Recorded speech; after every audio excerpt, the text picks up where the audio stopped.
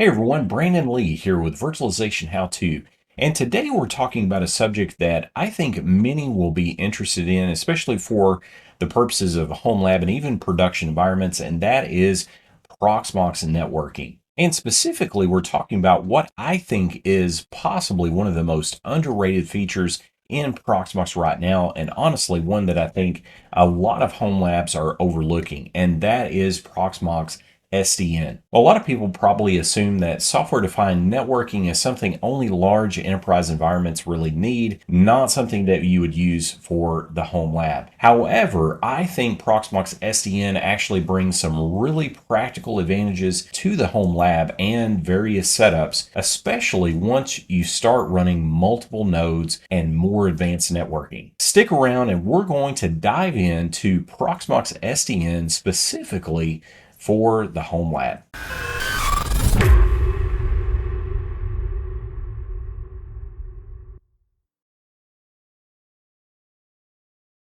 And now a word about the sponsor of today's video. Today's video is sponsored by NAKIVO. Are you looking for a powerful and reliable backup solution for your home lab or enterprise environment? Look no further than NAKIVO Backup and Replication. NAKIVO is an excellent data protection software that offers comprehensive backup and recovery options and lets you use your NAS or a simple VM deployment as a backup appliance. NAKIVO supports a wide range of environments including Proxmox VE, VMware, Hyper-V, Nutanix, KVM, and EC2 instances, along with SaaS platforms like Microsoft 365. Plus, they offer a free version for up to 10 VMs, and that makes it an ideal choice for both home lab setups and enterprise backups. Now, in this video, I'm not going to walk through every single configuration option. There are a lot of great resources, especially on the official Proxmox administration guide and other forum resources as well. Instead, I want to focus on what Proxmox SDN actually gives you in a real home lab environment, why I think it's worth paying attention to, and because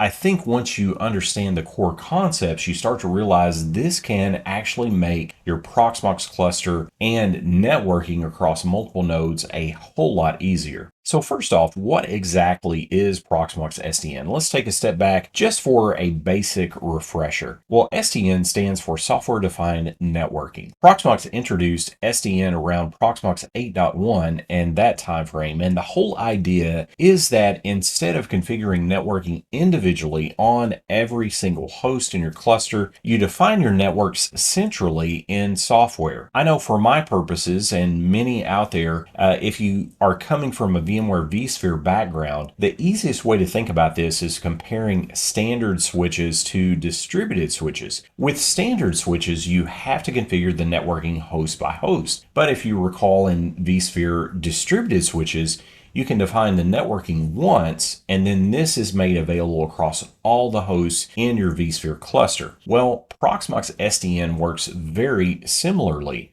With traditional Proxmox Linux networking, you create Linux bridges manually on every node, aka that vSphere standard switch that you have to duplicate your VLAN configurations, your MTU settings, your security settings, all of those things have to be duplicated identically. So you're manually making everything consistent. Now, as your cluster grows, that becomes a pain really quickly outside of scripting and some other automation that we can do there. There is a much higher risk when you get down to it of configuration drift, more troubleshooting, and more manual effort anytime you add another node to the environment. Now, with Proxmox SDN, you define your networking once centrally, akin once again to those vSphere distributed switches. Proxmox automatically syncs those configurations across the nodes in the cluster. New nodes inherit the networking automatically. And so troubleshooting, as you can imagine, becomes much easier because now with that centralized management and visibility, you have all of that configuration in one place. So if you need to make changes or updates, all of those changes and updates are synchronized across your Proxmox cluster nodes, and you don't have to worry about that configuration skew. Even from a pure management standpoint, I think Proxmox SDN is worth looking at just because of how much easier it makes network consistency across a cluster. I know if you're like me and you're fairly experienced with network configuration of virtualization clusters, it is still so easy to make fat finger mistakes that can cause you pain and grief later on. Now, there are a few building blocks that make up the Proxmox SDN solution. The first of those is the zone. Now, Proxmox SDN zones define the type of network that you're dealing with. That could be a VLAN zone, VXLAN, overlay zone. It could be a simple flat zone. Then you have VNETs. These are the actual virtual networks that your VMs connect to. You can think of these kind of like the virtual switches or port groups that are centrally defined and available everywhere in the cluster. Then you have the construct of subnets, which these define the IP ranges and can also include DHCP and IP address management if you want Proxmox to handle addressing automatically. But as we're going to see as I walk you through this, you don't have to take advantage of all of the advanced networking features and the IP addressing. We can simply get our feet wet and we can start benefiting from those management advantages from Proxmox SDN. And I think with that, you wind up with a really flexible networking model that's no longer tied to single hosts. And this is where things, I think, really do get interesting for a home lab. Now, if you only have a single Proxmox node with maybe 2 or 3 VLANs configured, SDN probably is not going to be a completely paradigm shift for your environment. But outside of learning purposes, which we definitely use our home labs for, you may not see a huge benefit immediately. But once you start running a multi-node cluster, Proxmox cluster with lots of services, multiple VLANs, Proxmox SDN absolutely starts to make a lot more sense in most environments.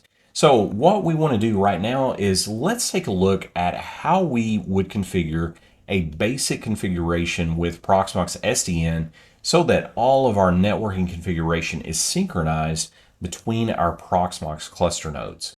So let's walk through a basic configuration of Proxmox SDN. Now you're going to find this under the data center node in your Proxmox cluster environment, or if you've just got a single node, you're still going to have this data center node available. So we're going to click data center, and then we're going to look down and find the SDN menu tree. So we're going to expand that. Now, the first construct that we want to look at is the zones construct of the SDN solution. Now, as you can see here, I already have a zone defined. Now, the zone, if I edit this, your zone has an ID and it's also linked to a bridge. Most of you are going to have, by default, this VMBR0. Now, vSphere World, that equates to the vSwitch 0, the default networking configuration that you come out of the box with. So that's really all you have to define when you define a zone. With a zone, also, you can restrict which nodes that the zone applies to. Now, by default, it's going to look like this, all. No restrictions. So that means that this particular zone is going to apply to all hosts. Now you can see this if I click to add, and I'm going to add another VLAN zone. The things that it absolutely requires are the ID and the bridge information. So you can see these two are required fields. Now, once you define those, you can add that new bridge. So I'm going to click out of that to cancel, and we're going to just demonstrate with this single zone that I already have defined as home lab. You can see it's of type VLAN, and I think for most home labbers, this is going to be the configuration that makes the most sense to get started. You don't have to have SDN controllers.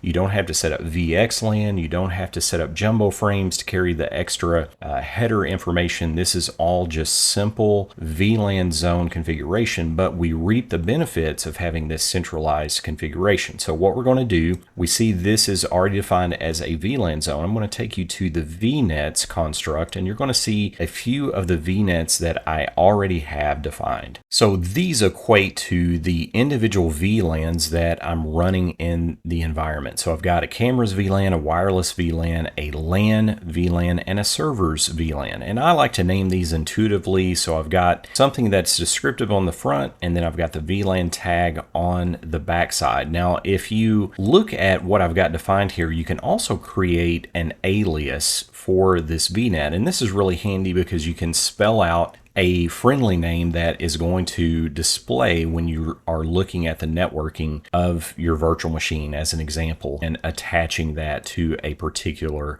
network or VNet. And this is going to show up as the description, that alias. And as you can see, we're required to pin this to a specific zone, which we looked at the home lab zone. That's what I have defined here.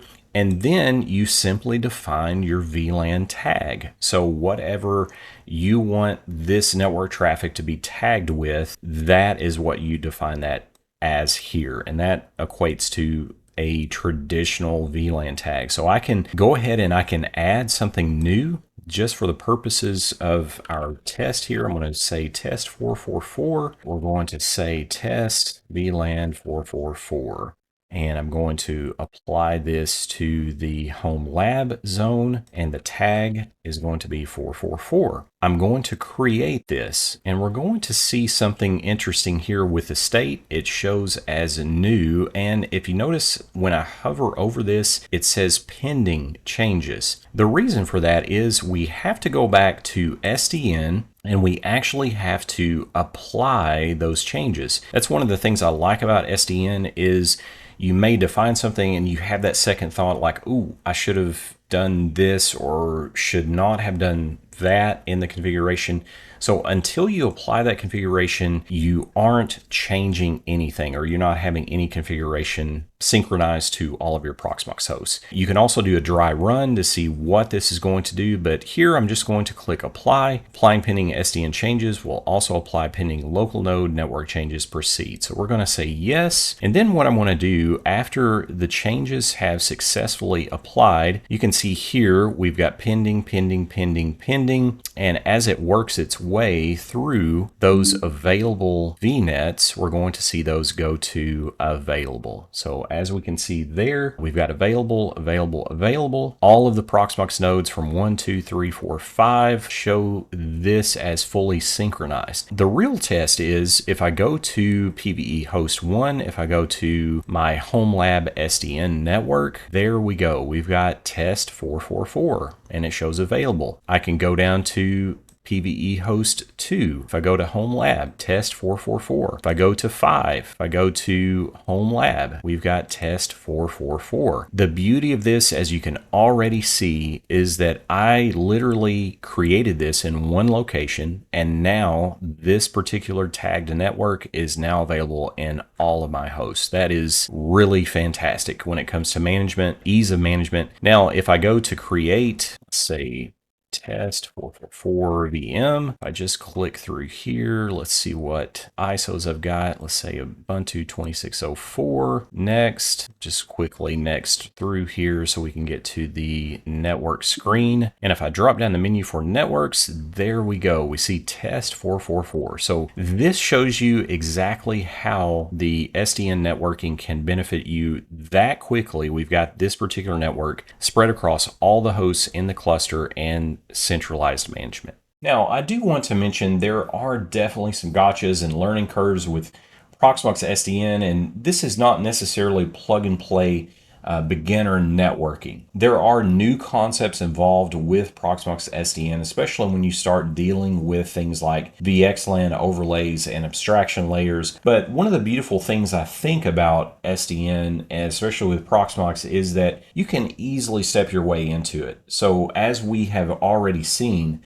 we have some low-hanging fruit just simply from starting to use Proxmox SDN to synchronize our networking, no longer relying on sneaker netting those interface files and making sure those are lined up between all of our hosts with traditional Linux bridging. Proxmox SDN can make that available for us. So all in all, I think once you start exploring Proxmox SDN and many of the things that we've already talked about, isolated lab environments, DHCP integration, overlay networking, with VXLAN, you realize that there is a lot of flexibility here for building advanced home lab networks. And I know for me personally, moving away from that manually configured Linux bridge configuration that we traditionally configure our Proxmox environments with into this centrally managed SDN networking configuration, that in itself made my environment so much easier to maintain and troubleshoot. And I think realistically, as so many are migrating away from VMware vSphere that were used to vSphere distributed switching, I think this is a very viable, comparable technology to